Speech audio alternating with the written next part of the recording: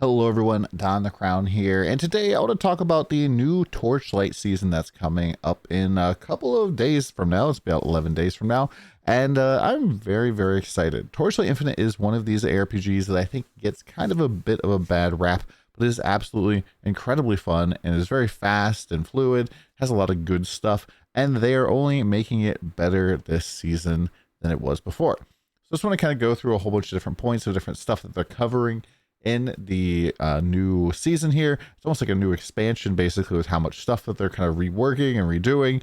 And this is going to hop right into it. Now, this originally was a 37-minute video, and I am going to hopefully compress this down quite a bit there.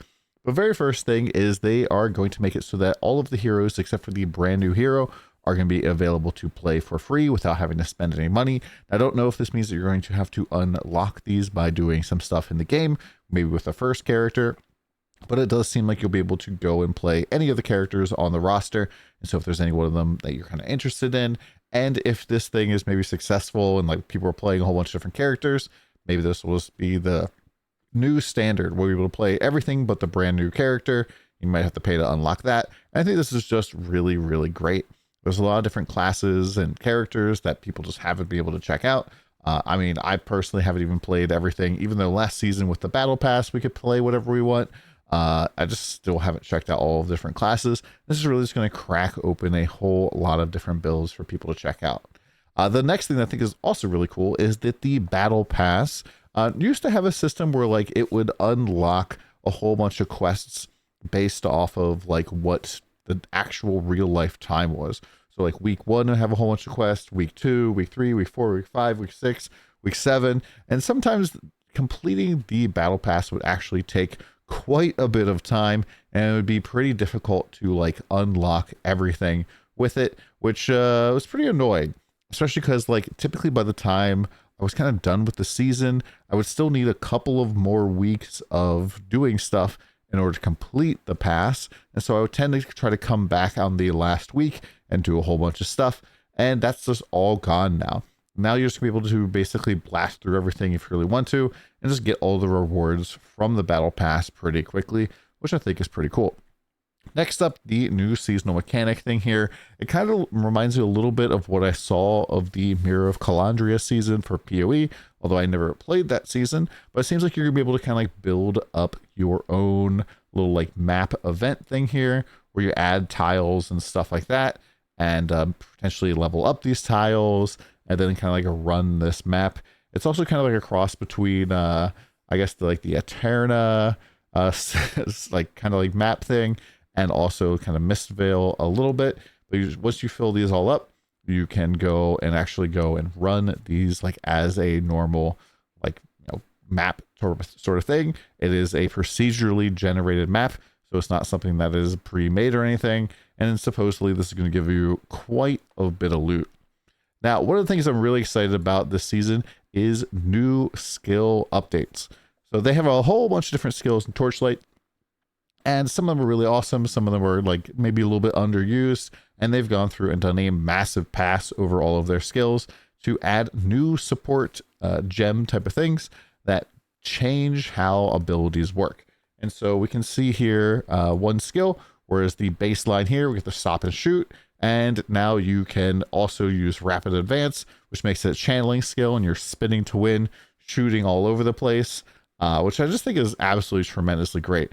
Pretty much adding additional options for all of different skills. Like this one here, I think Earthshaker, you no longer just stop and smash the ground. Now you just leap and leave a ton of earth shakes behind you, doing tons of damage. This looks really freaking cool, really fast, really smooth. Whirling blades, shooting out tons of blades. And supposedly they're putting out 100 updates for skills and stuff. I don't know if that means 100 sub support skills or what's the deal, but there's going to be quite a bit. We don't have the patch notes just yet, but those should be coming soon. They also went out and they updated like a whole bunch of the stat stuff. And so there's been like a whole bunch of stats that have been like really overtuned that are better than everything else. And those stats have kind of been brought down to be a little bit more like easy to understand, and a little bit less like crazy over the top. And then for crafting, they also have gone and done a whole bunch of different crafting updates here. Last season, we got this like crazy legendary crafting system, and it was pretty complicated and kind of like added like an extra layer of insanity to builds, but also just made things very, very complicated. And it really made it feel like you needed to have as many legendaries as possible into your build. And they've actually reverted all of that back. And they're kind of putting more of the crafting focus on non-legendary items. So non-legendary items now are going to drop with like implicit stats once they're priceless, which is like the tippity top tier item level. And you'll be able to do a whole bunch of the crafting that we could do before, but it's going to be slightly different, where we're going to replace an affix with a kind of random affix off of a list. And the crafting just in general is going to be a little bit different than it was before, but should be more straightforward. They also have gone through and changed a lot of the affixes that were maybe a little bit confusing for normal players to really understand what the heck is going on, and made them more accessible. They also made it so that there's a basic, advanced, and ultimate affix. And so items can have only 2 ultimate, 2 advanced, and I believe 2 or I guess more basic affixes. So you can they've added more kind of power to items and itemization. However, they have also gone and made it so that you don't necessarily need to have like a perfect 6 insane item in order to have like an end game item. Next up, they've also made hero traits a lot more simple and more straightforward, while still adding quite a bit of power as well to your character. So as opposed to having like a whole bunch of different things where some of these choices didn't really matter, now they're going to be a little bit more dialed in for your build. And when you get, there's no more hero relic as well, so you don't necessarily need to worry about like getting a certain number of slots on your hero relic. And instead, now you're gonna have these hero memories. They're gonna slot in here. They're gonna come with regular stats. They also have upgrade levels to them, so you can upgrade and level these up. And these particular things will increase the level of the trait that is in the same slot as them. So if I wanted to improve like Righteous Fury here, I can see it says gain 8 points of rage while Berserk is not active. And I generate 1 rage when taking a damage equal to 1% of the sum of max life and energy shield. We can see that 8 goes up to 14 here as I go to the next level. And it seemed like there's quite a few levels for these. So end game, you're probably going to be like getting a really good memory and just like leveling it up and doing a whole bunch of stuff with it. And I believe all of the leveling stuff for this comes from our leveling stuff for this, and for the new support skills, I believe comes from the new season mechanic, but it could just be for the new like support skill stuff as well. And so besides that, we also have a new endgame thing here, which is going to be called the Supreme Showdown. And this is something for the entirety of the season, where you go through tougher and tougher bosses and get types of rewards. But the real end of the season, maybe kind of like the pinnacle achievement type of thing for your season, is going to be like finishing this up, because at the very tippity top here, let me just speed through this, the last floor is going to reward a chest here that allows you to select a legendary drop pack spirit from previous seasons. So if you like always wanted Monument Knight or Shepherd or Misfit Orphan or Heartbinding Rose, you'll be able just to pick those right out of a chest without having to really do anything, which I think is a very nice change. Being able to like specifically target grab some of these legendary pack spirits that can be relatively difficult to get without spending a lot of money is a good change. And then there is also big changes. There's another like a boss mechanic as well. This is called the Boss Conquest. Boss Conquest is a daily thing.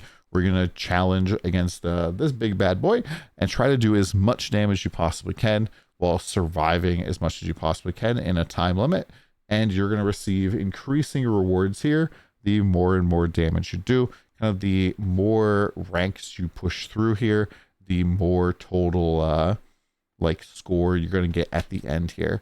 And so the boss will become more and more difficult. As you do damage to them, they'll add more mechanics, they'll do more damage. And then you can see here that this particular character seems relatively strong, because they push right up into about 200 some right away. And I believe 300 is probably the cap potentially. And we'll see how this actually works out when it launches. but this is going to be relatively, I think, a fun thing to do, a good indicator of how strong your build is at any given time.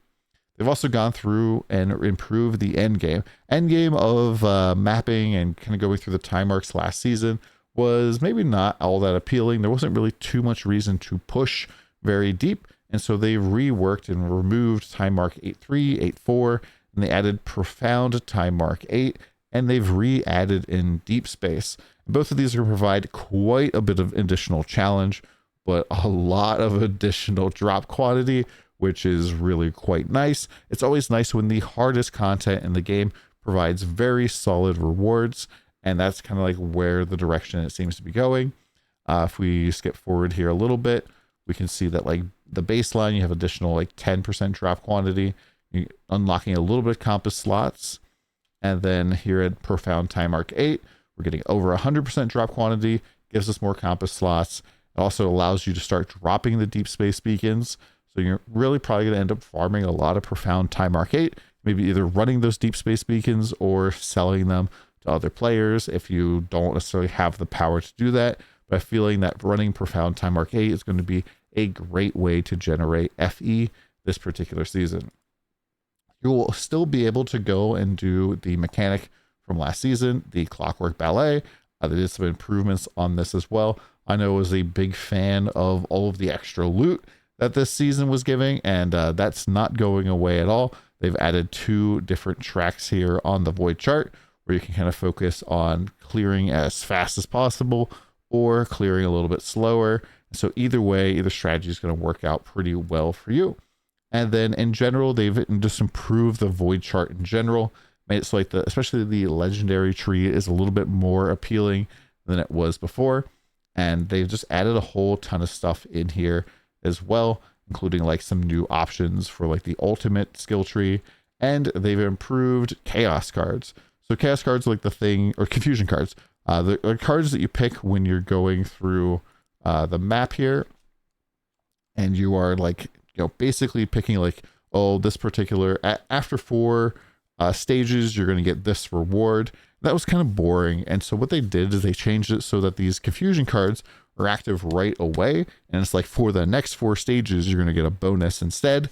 But one of the worst parts was always when you see a good confusion card for a farming strategy that you didn't have activated, it just kind of feels bad because you're like, oh, wow, I got this insane one that'd give me a ton of money if I was actually running like God of Machines right now, but I can't really do anything with it now because I'm locked into my strategy, and this card I won't be able to activate. And now, in order to unlock some of those really good cards, you have to have the corresponding void chart node, which means you're way more likely to see stuff for the things that you are already farming, as opposed to seeing them for other strategies. Now, if you're a newer player to Torchlight as well, they're adding a brand new path of progression update here, which allows you to kind of like learn the game and try to like figure some stuff out. And it's going to provide free jagged primo crysts and a whole bunch of other stuff like skill points. So pretty much you will want to go and do this in order to kind of progress your character, and it just makes it a lot more simple and more compact for people to understand what are the stuff that they should be working on their character. This also helps it so that if you have a friend who's interested in checking out the ARPG, they're more likely to kind of stick around because there's just more ways for the game to actually teach them what to do. And still they have all of the other great stuff, like be able to share a build guide right in the game, be able to share a loot filter right in the game, which I think is pretty good. Lastly, we can talk a little bit about the new character that they're adding. Is Selena. She appears to be like a shape-shifting mer woman, and she can do a whole bunch of crazy stuff. And we're not really sure exactly what the OP builds are going to be for this just yet. Seems to have a build that moves relatively fast, and another build that kind of moves slowly.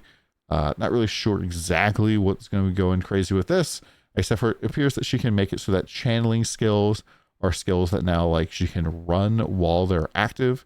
So we potentially can see quite a bit of cool skills that are normally not used because you have to like stand still and channel.